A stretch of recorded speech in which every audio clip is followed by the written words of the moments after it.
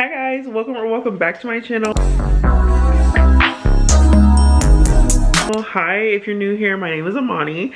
If you're not new here, hi, welcome back. I'm so glad that you clicked on another video. If you guys aren't subscribed already, make sure you do that. Drop a like, a comment, whatever you prefer. And yeah, let's just go ahead and get straight into the video. Okay, so you guys obviously read the title. So today we are going to be talking about the Windy City series by Liz Tomford.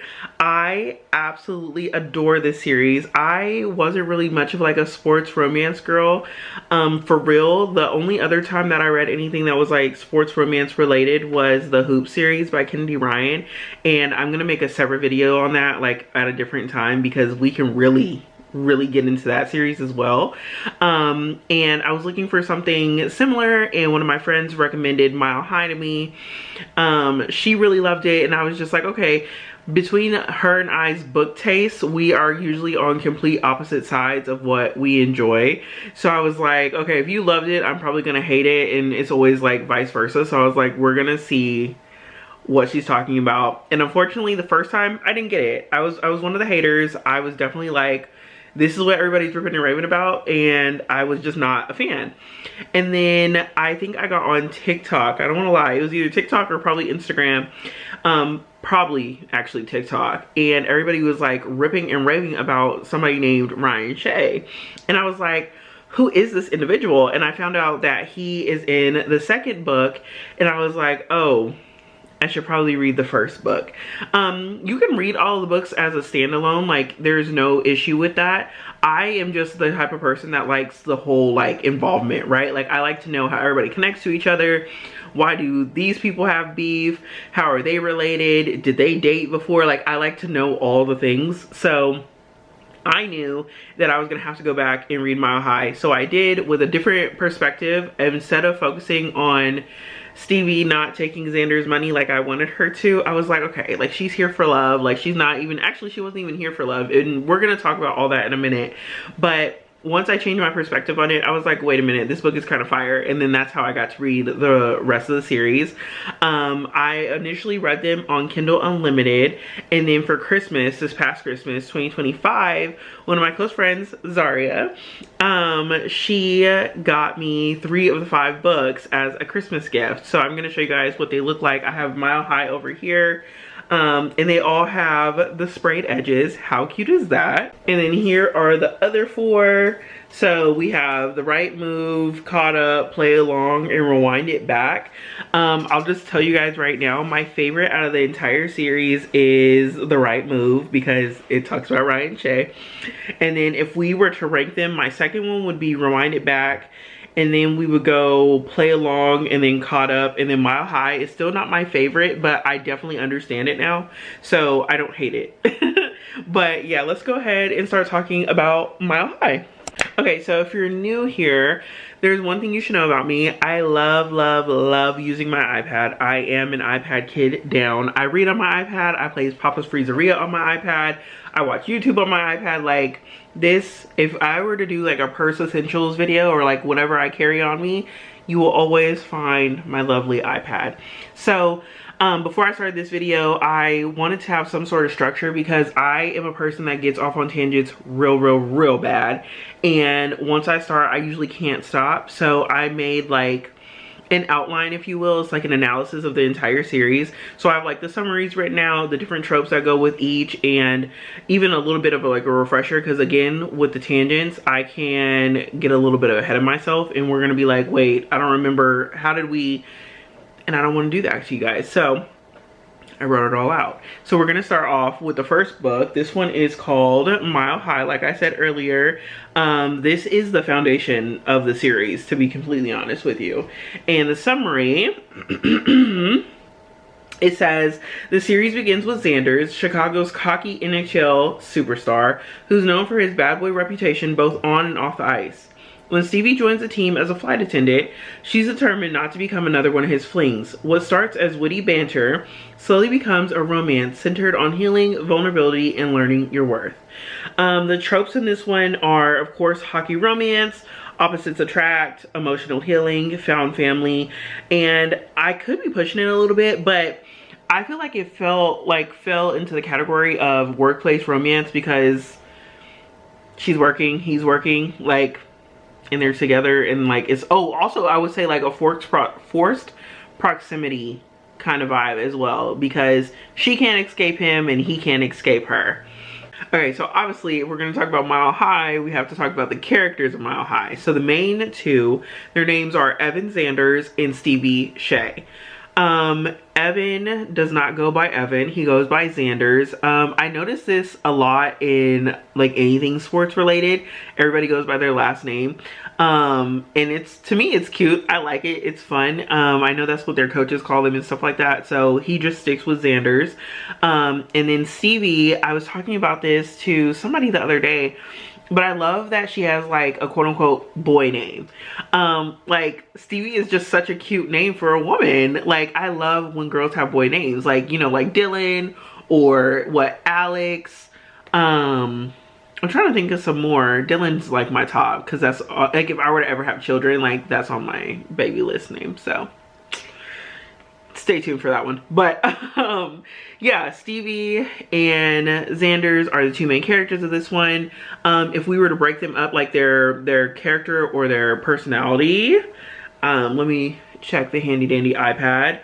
Zanders is your total like stereotypical hockey player. He's super arrogant, he's overly confident, he is cocky, and he's like Mr. Playboy down. Like he is the biggest star right now in the NHL and everybody wants to be on him, everybody want to be on his body, and it seems in the media that he never says no. But the real thing about Zanders, or Evan, is that he's actually like a sweetheart and he's very intentional about the things that he does. He's confident, of course, because he's good, but that's not something that just was natural born talent. Well, he does have the talent, but it was something he really worked for, and he's not as playboy-ish as everybody seems to make him. And the reason that they keep like trying to push this image on him is because I blame his manager. I guess like in the beginning of his career, he got into a couple fights here and there. And if you watch any kind of hockey, you've seen the fights that go down on those ice rinks. Like they be turning up. And ever since then, they've just been calling him like, you know, Mr. Bad Boy. He is the exact, according to the tabloids and the social media and all the things of it, he is supposed to be the exact opposite of their captain. Now their captain, I cannot remember his name right now, but their captain is like Mr. Wholesome. Like he is Mr. like family man, which he does have a family. He has a daughter, I want to say, and he's married to his wife. And he is like Mr. Golden Retriever, and then we have Mr. Black Cat as Zanders. And it sells a really good, you know, image. It's what boosts their sales and what's keeping them on the team, essentially, because, you know, perception is everything. And so then we have Miss Stevie, who is technically what you could describe as your like average regular girl. She is described as like beautiful and like super pretty, but she has a lot of body image issues. Like she is a little bit on the plus size side. She feels like she doesn't fit in anywhere. She's a little quirky, she's weird, and overall like she's just trying to live her life. She loves animals, and when she gets this job as a flight attendant, she is not looking for love. She's not looking for love or hookups or to deal with anything crazy, because fun fact about her, she is also a twin. We'll talk more about her twin later, but I said it in the beginning of this video, my favorite character overall is Ryan Shay. Like if we have to pick any of the men out of the Windy City series, Ryan's mine. Love him extra bad. But he is her twin, and he is also a very famous NBA player. So she doesn't really do too well with like the social media of it all that stuff in the spotlight, and you know, that's just not her vibe. And Zanders is exactly what is not her vibe. So she's not really trying to get involved with him, but he's trying to get involved with her. And basically the story is just like, I wouldn't call it a slow burn, but it is definitely like not even enemies, because I feel like that's too harsh of a word, but it definitely is like the back and forth of like, you're not serious about me and I don't need to be with no man that's not serious about me. And he's like, but I am serious about you. And she's like, but that's not what all these tabloids are saying. That's not what all these people are saying. And she's like, please don't believe them. And it's just this like back and forth. And as time goes on and as more games, they start to realize like they are meant for each other. And I genuinely love their story. Like the second time, again, I didn't like it the first time. I didn't get it the first time. But the second time I was like, okay, they make sense. They make sense to me. I would also low-key like throw in the millionaire trope, because Xander he's rolling in dough, honey. Like, he is one of the biggest faces of the NHL right now, and you know, he's doing his big one.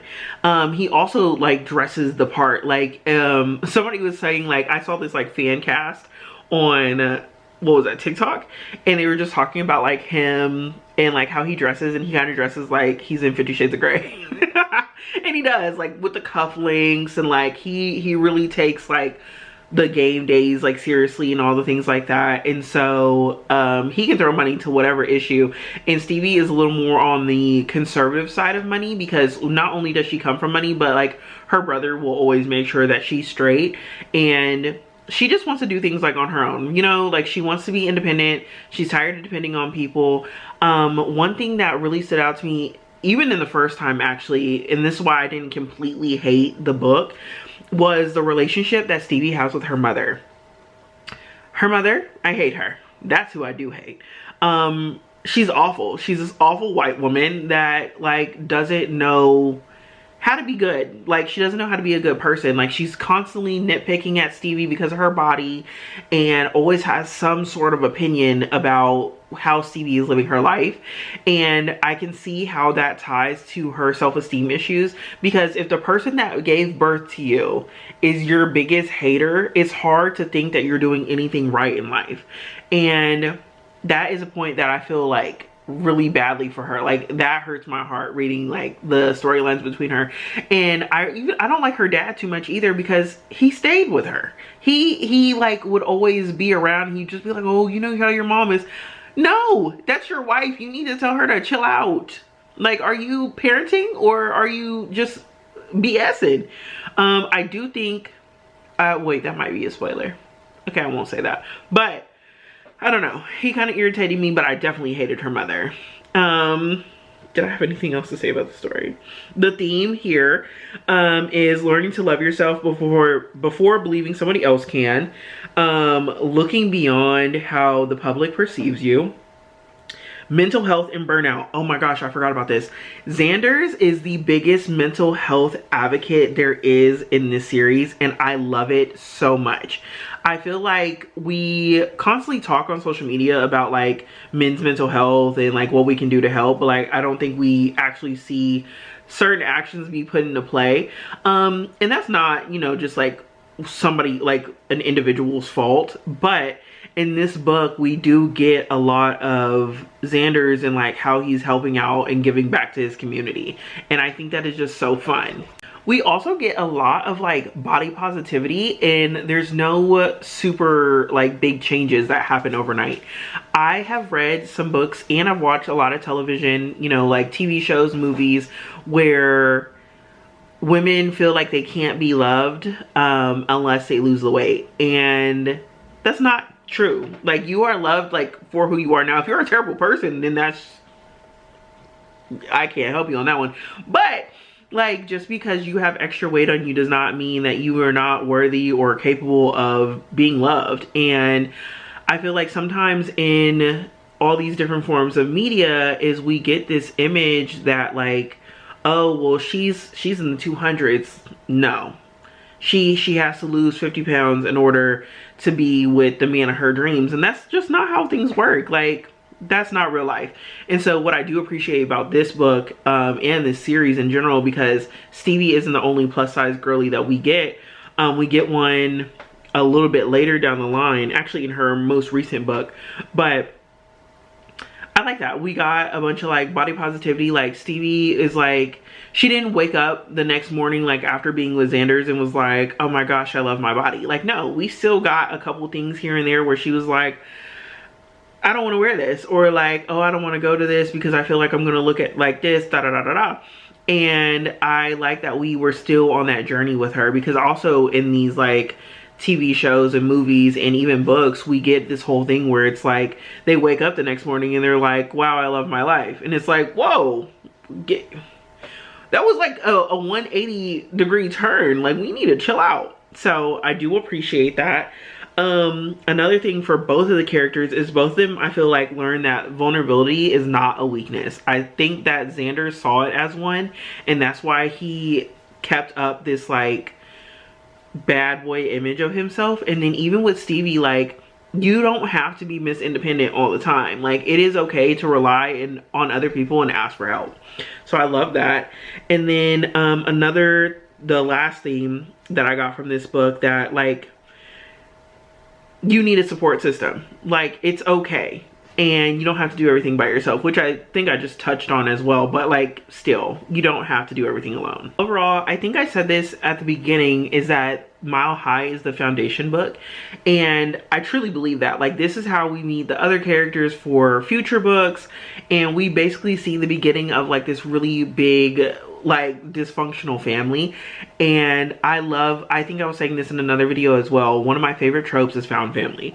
I love when you can find people to rely on, confide in, and, you know, build that support system that I keep talking about. And that's why I think I really love this series. But yeah, that's all my thoughts on Mile High. Like I said earlier, I also ranked it a little lower, not because it's bad, it was just because it wasn't better than the book that is my favorite. You know what I mean? So that means we are going to now move on to The Right Move. So now we have The Right Move. Like, even my favorite color is pink. Like, it was a sign. It was literally a sign that this was supposed to be my favorite book. This one is about Ryan Shay and Indy Ivers. So let's go ahead and talk about it. Okay, so in Mile High, we got introduced to Stevie. And now in The Right Move, we get introduced to Ryan Shay. Now, I keep saying it, and I'm going to say it until I die. I love Ryan Shay. And that's why The Right Move is my favorite book out of the entire series. So, Ryan Shay, famous NBA player, okay?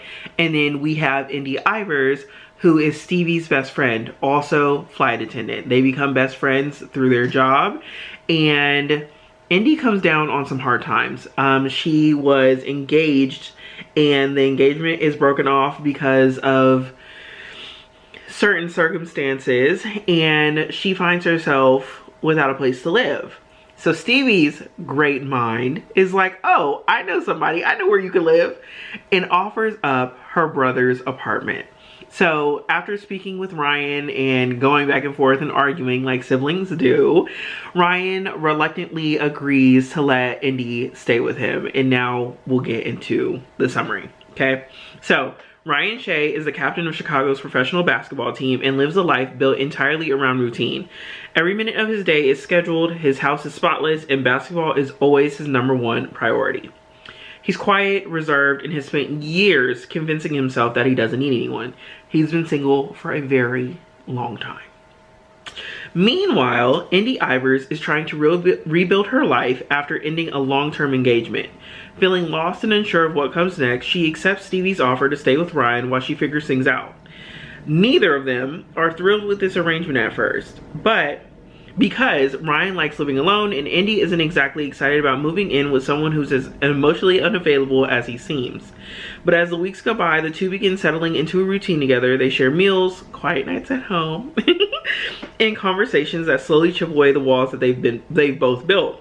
What starts as an inconvenience grows into a genuine friendship, and eventually one of the most beautifully developed romances in the series. At its heart, The Right Move is about learning that love isn't found in grand romantic gestures.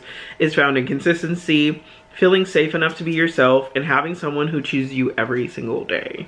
Okay, so for the tropes for this story, we also have we have actually more Sunshine Grumpy, or Grumpy Sunshine, whichever order you want to put it in, because Ryan is not messing with this. He is not he's not messing with this at all. He is irritated because him and Indy are basically like complete opposites. Indy likes to leave stuff on the counter and leave her clothes on the floor and the door open and do all these things. And Ryan is very like, same cereal, he uses the same bowl, same spoon, you know, all the things. And he's a very routine guy. And here come Indy just messing it up. They're roommates, obviously. Now this one is why I really like it.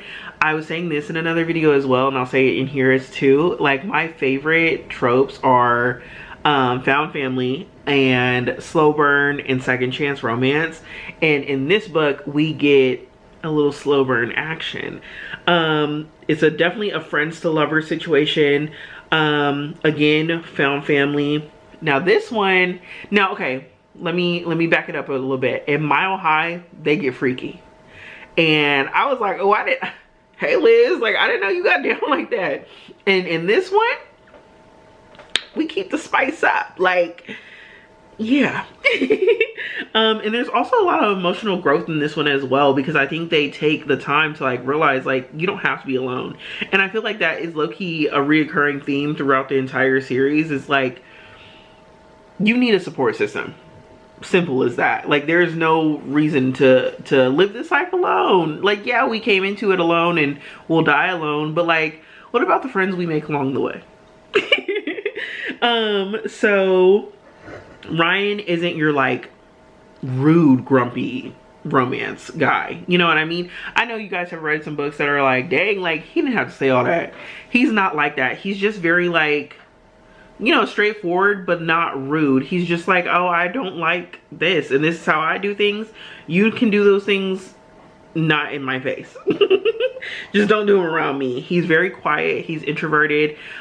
He's kind of the opposite of Stevie. Stevie is very like in your face, like type B, like always like doing something here and there. And I guess he would be the opposite of that by being like type A and very like to himself. He's very dedicated to basketball and he just wants to be the best he can be, especially because he's the captain of the team. And I think he's the youngest captain, if I'm not mistaken, as well. So like, having all that pressure on you is a lot going on. And he's one of those people that like when he loves very hard. And that's why his circle is very, very small. He loves his sister, which we don't get that too often. Like, sometimes we get those weird sibling relationships, but I did like this one a lot because I'm close with my siblings as well. And I can't see a life where I'm not close with them. So that was cool to see as well. And Ryan, I want to say, is like a fan favorite. Between him and Isaiah Rhodes, I think they're like top two. I could very well be wrong, but I think in my book, they're definitely top two. And it really, actually, no, let me not lie. I like Ryan Shea and Rio DeLuca. Rio is in the 5th book, and we'll obviously get to that. So that is what The Right Move is about. I really like it. And like I said earlier, they can be standalones, but I wouldn't recommend it, like reading them out of order, because you definitely get spoilers for one. Because if you start on book like 3, what is book 3? I think it's Caught Up. If you start at Caught Up, you're gonna be kind of irritated when you try to go back to Mile High, and you're gonna be like, and they're together now, you know, like stuff like that. So I would definitely recommend reading it in order. But if you don't want to commit to that kind of commitment, I understand, and it's fun to read by itself. I would have, but I just love Ryan, so that's that. Okay, so we've covered hockey and basketball, and now we're about to go into the MLB. We are doing a little baseball action. I've never read a baseball romance before, so this was a fun first, and I really enjoyed it because not only was it a baseball romance, it was also single dad romance. Like, hey, that's usually, like, I like single dads in books. I don't like single dads in real life. I try, but like, do I give mom material? I don't know. Stepmom, the mom that stepped up, IDK. And that's okay. That's okay. Okay, so after the first 2 books centered around hockey and basketball, Caught Up shifts to baseball and follows Kai Rhodes, one of Chicago's biggest stars. This is like the A-list team of like all the sports. And one of the most devoted fathers you'll ever meet in a romance novel. While Kai may be known on the field for his talent, off the field, his entire world revolves around his young son, Max. Balancing fatherhood with the demands of a professional baseball career isn't easy, and after cycling through countless nannies, Kai has almost given up hope of finding someone who can truly fit into their lives, which I can imagine being very difficult, like on the road all the time and like watching a toddler. That sounds exhausting. And this is where Miller Montgomery enters. Miller is like who I would strive to be like. I love her so much. Miller has spent most of her life putting everyone else's dreams before her own. She's constantly searching for what's next while trying to prove to herself more than anyone else that she's capable of building a life she's proud of. Taking a temporary job as Max's nanny wasn't part of her plan, but it quickly becomes exactly what she needs. As Miller grows closer to both Kai and Max, the relationship develops naturally from friendship into something much, much deeper. There's no instant love or over-the-top drama, which I really enjoyed, because sometimes, like, I don't know, I guess I would be described as a mood reader, because sometimes I'm not feeling all that. Like, we don't have to do all that hoopla. If we can just be friends and build from there, I enjoy that as well. So together they learn that it's okay to ask for help, which I keep saying, lean on others and choose happiness, even if it looks different from the future they originally imagined. At its core, Caught Up is a story about family in every sense of the word. It's about finding balance, embracing vulnerability, and discovering that sometimes the life you never planned for ends up being exactly the one you need. That was a quote from Goodreads. So here are some tropes that fall in this category. It's a baseball romance, single dad, nanny romance, which I think that was my first nanny romance as well, which I was like, wait, this is tea. It's also a slur. I hope they're not saying no slurs. Slow burn, friends to lovers, found family, caretaking, emotional healing, and still spicy. What I really like about this series, as like nobody's more like reserved or anything. Like, it doesn't get more reserved, and it doesn't also, like, I feel like if there was like a line, it stays consistent throughout the entire series. Like, everybody gets down and dirty, but like none of it is like too much or too little. Like, we get a good balance of what they be doing behind closed doors. So the characters in this one, like I said, are Kai Rhodes and Miller Montgomery. Miller is the daughter of Kai's coach, which I think is so fun. So a little blurb about Kai. He is basically the definition of a green flag. From the moment you meet him, it's obvious that baseball is important, but nothing, and I mean nothing, comes before his son. He's patient, he's kind, he's emotionally mature, which he has to be because he became a father at a young age, and he's never too proud to admit that he needs help. Unlike many other sports romance heroes, Kai's greatest strength isn't his confidence on the field, which he does have. It's the way he loves the people around him. He takes family so serious, and I think it's because of how him and his brother were raised, and he knows that that is a life that he would never want to give to his kid. So he makes sure he gives his kid the complete opposite, which is a lot of attention and love, and he always puts his son first. Throughout this book, I like their interlinking, like they're all connected in some way, right? And I really like how connected they are because, let me rephrase that. I really like how the family in Caught Up is connected because it's so fun and cute. So like I was saying earlier, Miller's dad is the coach for Kai's baseball team. Miller has been on the road for a little minute. She is a pastry chef, and she just doesn't like settle down, if that makes sense. Like, she doesn't have like an apartment or a house. She lives in her van, which I thought was very chic and fun. And she's always on go. Like, she's always trying something new. She's in different magazines. Like, she is the best of the best when it comes to like the pastry field. Okay. And so she's doing all that. Miller's mom passed away when Miller was very young. Actually, I don't think she was that young, but either way, her mom passed away.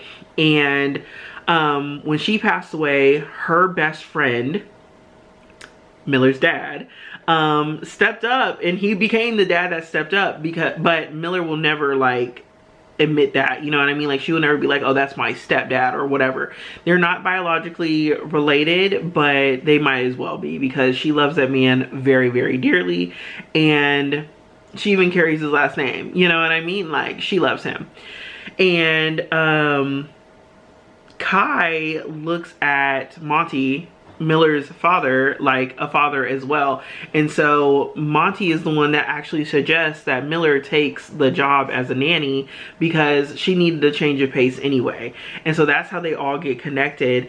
And I like their story as well, because it is like, not enemies to lover, but Miller isn't worried about love. Like, she's not focused on romance. Like, she just wants to be the best at what she is, like, and that's all her concern is. I think for this book in particular, my favorite part about it is, well, I love that Kai is such a wonderful father.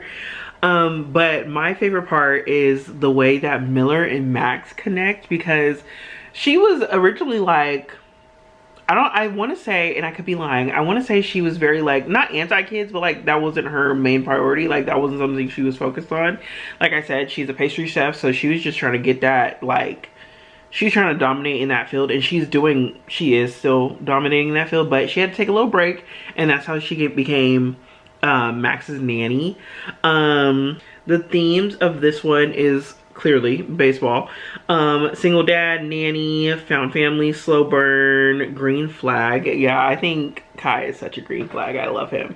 He's older and wiser, and he just seems like a great, like, he seems like husband material, you know what I mean? Men are so much better written by women. But yeah, this temporary arrangement starts slowly and builds into something so much more, and we get to join them on that journey, and I think, like, it's very, very cute. I really do. Yo, my battery died. I'm trying to remember where I left off. I think I left off talking about Miller and Kai. I really like their connection, and I love that Max is like a focal point.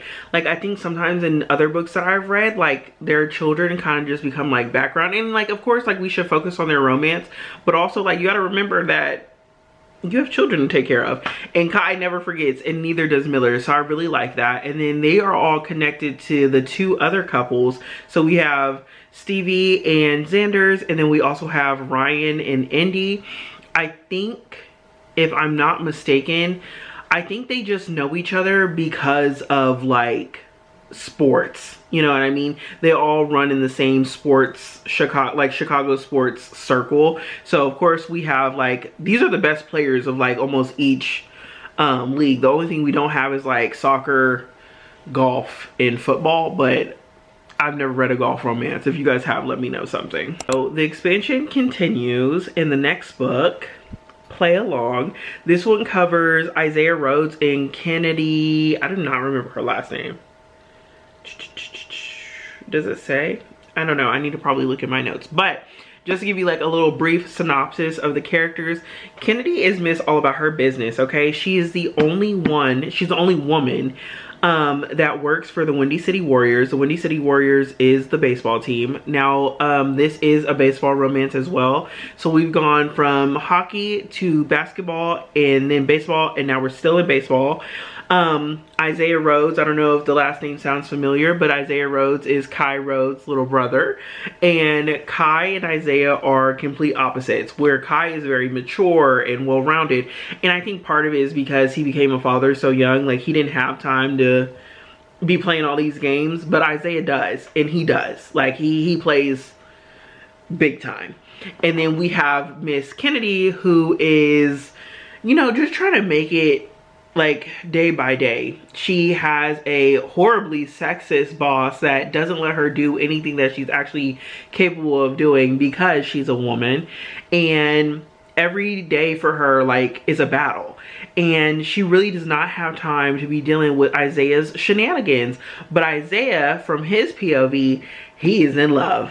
He done found the love of his life, and he is going to try everything he could possibly do to make her his, and she's not going for it. And she is just like, no, dude, like, back off, leave me alone, I have things to handle. And he's just like, let me handle him. And she's like, no. So I opened up my notes and here is the summary. So I gave you guys the brief one. Here is the actual one that was written out. So next up is Play Along, and this one follows Isaiah Rhodes and Kennedy K. So after a chaotic night in Las Vegas, Isaiah wakes up married to Miss Kennedy. The only problem, Kennedy is his teammate's athletic trainer, and neither of them planned on starting a marriage in Vegas. When they return home, they decide to keep the marriage going temporarily, leading to a marriage of convenience situation. But what starts as a decision made for practical reasons slowly becomes something real. As Isaiah and Kennedy spend more time together, they realize that beneath the jokes and the fake relationship, that they actually have a genuine friendship, trust, and attraction to each other. My favorite thing about it was the accidental marriage trope. I usually don't like stuff like that. But I made an exception here because usually I read all romances for the woman because I love when women are in love, like, because I want to be in love. But I was reading specifically for Kennedy, even though I know, like, we're supposed to be focusing on Isaiah because he's the little brother and all the blah, blah, blah, blah, blah. But I was reading for Kennedy, and to see her not be able to be in control of something was an interesting, like, turn of events. And I really liked that. I really liked that Isaiah low-key got what he wanted. And she was just like, dude, we're not gonna keep doing this. But what I did not like about that book was the same thing I loved. I love the accidental marriage, but like it also kind of pissed me off because she was already having a difficult time at work, and like this just made it 10 times worse. And now not only does she have to work 10 times harder, she also has to do so while pretending to be in a relationship with a man that she doesn't actually love. Like, you know what I mean? Like at that time. But like, that's sucky. Like, I'm already having a hard time. Why are you making it harder for me? So there's my opinion on that one. But the tropes are accidental marriage, as we've discussed, baseball, again, marriage of convenience, workplace romance, because again, she's the trainer and he is a player. Not anymore. Friends to lovers, golden retriever. Yes, Isaiah would be described as a golden retriever. Again, like I was saying earlier, like the spice continues, okay? Like we get it all. And I like it. Found family, because now we are connected to Miller and Kai and Stevie and Ryan and Indy and Xander's. A lot of people to keep up with. And this one is also for forced proximity. Isaiah is just like a big ball of energy basically, and he's very affectionate, he's funny. I like how like he's immediately vulnerable, like he doesn't let like emotions like dim him. He just is like, this is how I'm feeling about it, and that's okay. So I really like that, and I feel like it forces Kennedy to be the same way in a way. She's very confident, independent, and she just needs somebody to take care of her. And while she doesn't want to admit it, Isaiah is the perfect person to do it. So I really like that one. The themes of this one, I don't know if I did themes for Caught Up, but the theme for Play Along, are talking about it, like accepting love, letting people see the real you, being authentic and genuine to yourself and to others. Building a relationship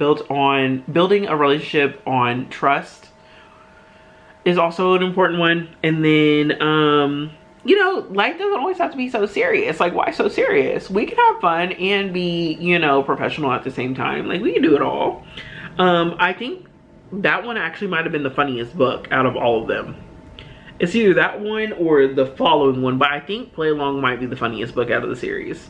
So if you really like banter and like, because I feel like in Mile High it's more sarcasm than anything, which I appreciate and I really like, but I think Play Along is very like playful. Play along. Play on words. Okay, so I said this earlier and I keep mentioning it out throughout the series that I really liked this book. So whenever we were doing the rankings, I said my first one would be The Right Move, and then second would be Rewind It Back. So this one is the most recent and it's the last book of the series. And this one follows Haley and Rio DeLuca. And I also mentioned earlier, guys, that one of my favorite tropes found family, slow burn, and second chance romance. And we get a second chance romance in this one. So this one, we also transfer back to hockey. So we've done hockey with Stevie and Xander's. Then for basketball, we had Ryan and Indy. And then we had baseball with Miller and Kai. Baseball again with Isaiah and Kennedy. And now we are back at where we started in the hockey, what is that? Not a hockey field, the hockey rink with Haley and Rio. Okay, so I'll read the summary to you guys. This is the newest addition to the Windy City series. Rewind It Back takes us back to hockey and follows Rhea DeLuca and Haley Hart. Oh yeah, I loved her name. That was super cute. This book is a little different from the others because instead of watching two strangers fall in love, we're watching two people who have loved each other their entire lives find their way back to each other. Like, something about that, like, oh my god, it just does something for me, like, genuinely. Rio and Haley were childhood best friends who became each other's first love, but life, the timing, and circumstances pulled them apart. Years later, they find themselves back in each other's orbit, forced to confront the feelings they never truly moved on from and the hurt that was left behind. Haley is trying to move forward while carrying the weight of their past, and Rio is determined to prove that some love stories are worth fighting for. Out of all the books, I would like to say that Rio is the realest yearner. Like he needs to have like hashtag yearner on his forehead, because his acts of like declaring his love for her were fabulous. And I cried a little bit. Like, I'm just an emotional person, so I cried with everything, because I think I cried in Mile High too. And I might have cried during The Right Move. I might have cried during Caught Up. You know what? I probably cried during all of them. But I remember vividly crying during Rewind It Back, because number one, it was like partly a miscommunication, and then the other part was like the timing was just off, and I was just like, dang guys, like Liz, you couldn't make him work. But if she made him work that first time, we wouldn't be getting the second chance romance. So I'm like, I appreciate it, but like my feelings are also kind of hurt. Anyway, let me see. Oh shoot, I went to the top of my notes. Okay, so the biggest trope in this book is definitely second chance romance. But it also gives us childhood friends to lovers, hockey romance, forced. Whoa, I need to slow down and enunciate. It's enunciate. Hockey romance, forced proximity, and a lot of emotional healing. What makes this book stand out to me is the nostalgia. I am such like, I'm a sucker for nostalgia, because like, remember the good days? Like, we don't have those anymore. We're stuck in a perpetual hell of whatever. Anyway, is the nostalgia behind their relationship. You're not just watching two people fall in love, you're watching two people remember who they are to each other. So Rio and Haley's story explores themes of timing, forgiveness, grief, which I'm sure is what was making me cry, growing up, and whether people can become the versions of themselves they needed to be all along. So this one is kind of like a full circle moment, like for not only the series, but for Rio and Haley as well. Because like I said, like we started off with hockey and we're ending with hockey, and like this was the last book. I don't see, well, how do I want to phrase that? I'm glad she ended it with Rewind It Back, like as a series, and then we get a standalone. It's called In Her Own League, which I could talk about in another video. I might include it in here, I don't know. Rio is such a different kind of hero compared to Xander's, Ryan, Kai, and Isaiah. He's emotional, which I really like. I love when men are emotional and like vulnerable, because you don't have to be Mr. Macho. But and it carries the weight of loving someone he thought he lost. Haley's journey, Haley had me hurting for real. Like, she has just been having such a hard time, and I'm so glad that she's not suffering in that manner anymore. But the tropes in here, hockey romance, oh, I think I already read those to you guys. Yeah, what this book does the best is it brings the story back to its hockey roots. It shows us a different kind of romance. It's like, not, instead of discovering it, we're rediscovering it, which I really appreciate. And it shows that like over time, like as we grow up, we grow as people. You know what I mean? Like we're not the same people we were at 11 or 13 or 15 or 18 or 19. Like we continue to evolve, and sometimes that means like you evolve out of somebody's life. Like, you know, you reach your point and you guys grow apart, and that's okay. That sucks really, really badly, especially like on a friendship point. But sometimes it's like you changed and I changed, and like maybe we can continue to change together. You know what I mean? But yeah, hold on. Okay, so now we're gonna break down each character. Ooh, voice crack. The first one obviously is Rio, so Rio DeLuca. I love that name. I think he's Italian. He's one of the hockey players that plays on the same team as Xander's, which means we've been seeing like bits and pieces of him throughout the entire series. Like when we were in Mile High, we got introduced to Rio, and I had an inkling before Rewind It Back was even released that we were gonna get something about Rio. And then Rio is really like a family man. Like in this found family, like he's really what holds them together. And as like we've gone on, like we've gotten like bits and pieces of him, and I really thought he was like fun, and he sounds cute. He sounds fine, actually. Not cute, fine. And I was like hoping that we would get his book, so that's why I was really excited. And I think that's also why Rewind It Back is my second fave.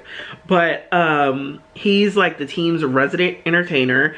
He is always walking around with a boombox, which I found very amusing. He's always making jokes. He keeps everybody laughing, and he brings like this kind of like chaotic energy everywhere they go, whether it's like on game days or like game travel days, or when they meet up for like lunch and stuff like that. Like, you know, the best thing that I can compare this to, if you guys have ever watched Fast and Furious, you guys know how they always come together for Sunday dinner at the beginning and the end of the movie. That is kind of the same thing that they do in this book as well. I don't think it's on Sundays. It might be on like Fridays or something like that, but they all come to one house, and I won't say who because I feel like that might be revealing too much about these characters, but they all gather together, and you know, they kick it, they hang out, they update each other, and they have a good time. Like when everybody is in town, which is Chicago, they get together, and I think it's just so cute. And so when I bring that up, I want to bring up how Rio is always the one that is like enforcing that. He's also one of the girls. Like the girls are always telling him about the drama with like either their men or other women that they've dealt with, or things that they're going through in their life. Like Rio definitely gets to get all the tea, and I think that's also fun because I don't know, it just makes him seem like more emotional and like more like in touch with his emotions. That's what I want to say. He is the type of character who uses humor as part of his personality. When it comes to Haley though, oh, he has a soft spot for her so bad. Like he never wanted them to end up where they ended up, and I am glad that he is actively working to reconcile or like get them back together. Their history definitely runs very deep. So Haley's story is a little different because she's obviously reconnecting with Rio. She had to grow and become her own person outside of the relationship that she had once had with him. And when they find their way back to each other, it's not about pretending that the past didn't happen. It's about figuring out how they can continue to be together, because they had just so many issues before that was making it very hard for them to be together. Haley is like super independent. She's strong-willed. And I wouldn't even just only say this about Haley. All the women characters that we've had, like Indy, Stevie, Kennedy, Miller, and now Haley, they're all independent women. They're all very strong-willed. They're very compassionate and empathetic. They're resilient. They are very protective of each other and like anybody that they claim as family. And Haley, I think the biggest thing that she was struggling with was like learning how to move forward, and she eventually learns how. They definitely, I want to say the way to describe their relationship is like right person, wrong time. I don't believe too much of that like in real life, but I love reading about it in stories. Again, the childhood friends to lovers. And I don't know, like I really like how the book itself connects back to the first book. Like, it's really a full circle moment. Overall, I think my favorite thing about this series is that we get so many different like versions, you know what I mean? We get so many different kinds of love stories. We have second chance, we have, you know, slow burn, we have like marriage of convenience. We just have all these different like tropes for all these different stories and how they all merge together, and I really do enjoy that. I like that none of the characters are unlikable. I feel like sometimes there's always that one that you're kind of like, ugh, bored. Like, do we have to get their POV, or do we have to learn about them?